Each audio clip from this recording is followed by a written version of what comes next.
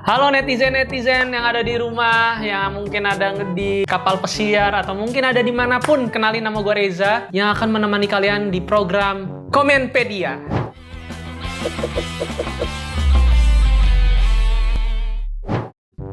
Kita semua tahu nih, sekarang udah pandemi, ekonomi tuh sekarang udah mulai terpuruk gitu. Yang tadinya keluarganya menengah ke bawah, ekonominya jadi menengah ke nyusruk, macam-macam. Ada yang menengah ke ngeglinding ekonominya.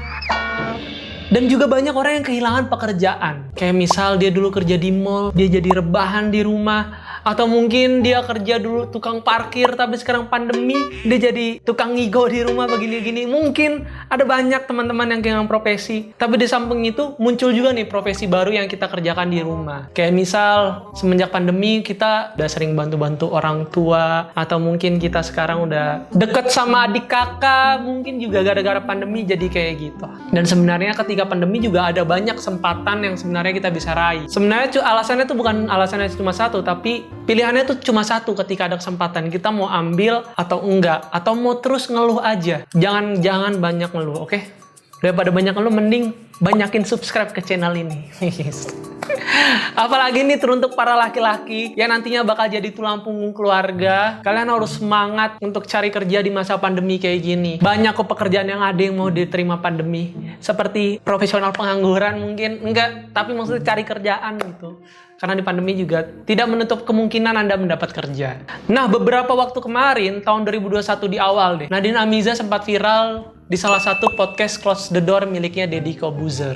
Tahu kan? Yang palanya seng. Ya pokoknya yang kayak gitulah, saya takut disamperin. Tapi saya bukan hatersnya, teman-teman. Nah, banyak netizen tuh yang menyayangkan apa yang dikatakan sama Nadine Amiza karena dia menyenggol kaum menengah ke bawah.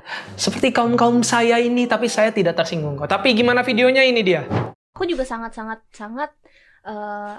disarankan sama Bunda, jadilah orang kaya, karena kalau kamu kaya, kamu akan lebih mudah menjadi orang baik. Betul. Kamu Orang bisa membantu miskin, orang lain. iya betul. Dan saat kita miskin, rasa benci kita terhadap dunia tuh udah terlalu besar, Betul. sampai kita juga nggak punya waktu untuk baik ke orang lain. Jadi intinya di video itu Nadine Amiza tuh bilang jadilah orang kaya. Karena kalau kamu kaya, kamu mudah membantu orang. Sebenarnya benar apa yang dikatakan Nadine Amiza. Ketika kita kaya raya, kita mudah membantu orang. Contoh Mbak Im Wong, Raffi Ahmad, jadi gembel lah ngebantu orang. Kapan lagi kan ngeliat gembel ngebantu orang? Gembel juga bisa kok ngebantu orang. Aduh nanti habis ini saya yang viral. Tapi maksudnya kayak gitu. Perkataannya tuh seperti kayak gitu, dan menurut saya benar-benar aja. Emang benar, cuman yang sangat disayangkan dia menyinggol kaum menengah ke bawah. Di samping itu juga ada nih komentar netizen nih. Kayak satu dari Hoda Manis. Katanya, kita lebih suka mendengar orang mengatakan, misal, meski miskin harta, yang penting kaya hati. Walau umpamanya, nyatanya kita nuwun sewu. Sebenarnya miskin harta juga miskin hati. Tapi kita senang romantisisasi. Romantisisasi. Jadi, Vicky Prasetyo sisasi gue kayak gitu-gitu.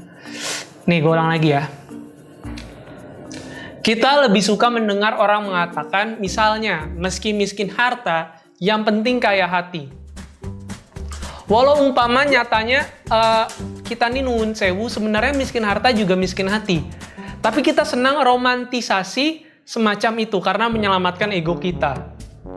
Lalu dia katakan lagi nih, katanya, yang dikatakan Nadine Amiza adalah realitas, yang tidak dibalut romantisasi, dan kita tertampar. Benar. Sebenarnya setidaknya menurutku masalahnya sesederhana itu.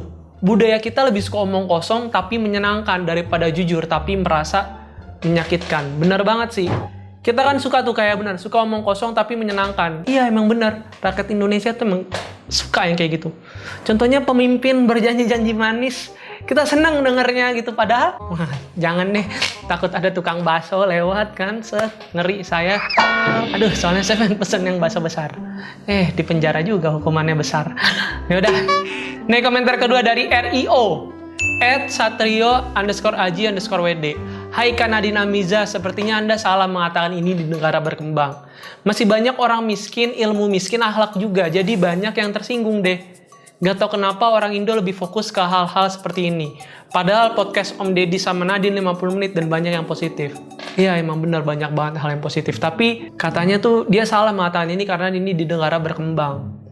Iya, coba kalau di negara-negara miskin yang Nadine Amiza mengatakan seperti ini, mungkin Nadine Amiza udah lebih parah lagi mungkin. Ini aja negara berkembang. Tapi masih banyak orang miskin yang ilmu miskin akhlak. Benar juga sih. Sebenarnya tersinggung tuh bukan karena kitanya. Gue ngerasa tersinggung tuh karena kita yang milih. Iya nggak sih? Ketersinggungan tuh karena kita memilih untuk mengambil tersinggung. Padahal kita bisa aja untuk nggak tersinggung. Dan biasanya nih orang-orang yang tersinggung juga orang-orang yang hidupnya enak gitu. Pasti nih gue jamin. Ada orang-orang yang hidupnya enak, tapi kalau ada orang miskin yang tersinggung, sebenarnya Nadine Amiza tidak bermaksud seperti itu, walaupun perkataannya salah. Dan Nadine Amiza juga udah mengklarifikasi di Instagramnya sendiri. Dan dia udah minta maaf. Ada lagi nih komentar dari Belzebubs @Moafriza. Harusnya yang kita serap adalah cobalah memperbaiki ekonomi kita supaya jadi orang kaya. Bener dong, orang kaya lebih gampang ngebantu orang lain. Tapi gak bisa pukul rata, semua orang kaya baik dan semua orang miskin tidak peduli. Tergantung masing-masing personal sih. Nah, benar kata Muafriza. Dan menurut saya juga begitu. Ketika ada orang baik, itu bukan karena kondisi ekonominya kaya atau kondisi ekonominya miskin. Tapi ketika dia melakukan baik, itu karena dia orang baik. Jadi, menurut saya, kalau kamu pengen ngomongin sesuatu hal yang baik, gak usah ngomongin sesuatu kondisi orang. Kondisi ekonomi orang. Gitu. Jadi dia baik, dia melakukan kebaikan karena dia orang baik gitu. Kalau menurut saya, aduh, pasti yang dengar apaan sih so tau lu. Tapi mohon maaf nih ya. Buat kamu utamanya para cowok nih yang pengen punya istri kayak Nadine Amiza, Raisa, Danila, atau KKI, tapi hobinya rebahan doang, ada solusi yang menarik nih. Ini dia nih pekerjaan yang santai dengan gaji fasilitas yang cukup tinggi. Tapi kayaknya sih ini kebanyakan ada di luar negeri ya. Jadi buat kalian nih orang-orang Indonesia yang pengen nonton, ongkos dulu ke luar negeri.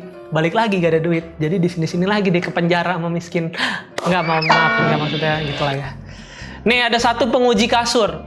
Banyak hotel di berbagai negara yang merekrut penguji khusus untuk kasur mereka untuk memastikan bantalnya empuk atau tidak, untuk memastikan selimutnya apakah pas dipakai ada selimut tetangga, dan yang lainnya.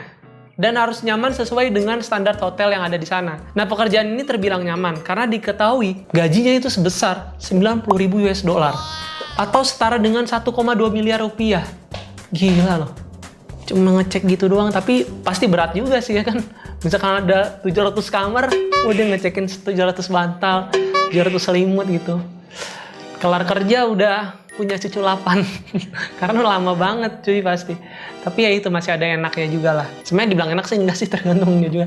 Ya udah next. Lalu ada yang kedua nih, penguji water slide atau seluncuran air. Kalau kerjaan ini cocok buat kamu yang pengen senang-senang tanpa drama. Dan gaji dari pekerjaan ini yaitu 40.000 dolar atau setara dengan 540 juta per tahun. Gila.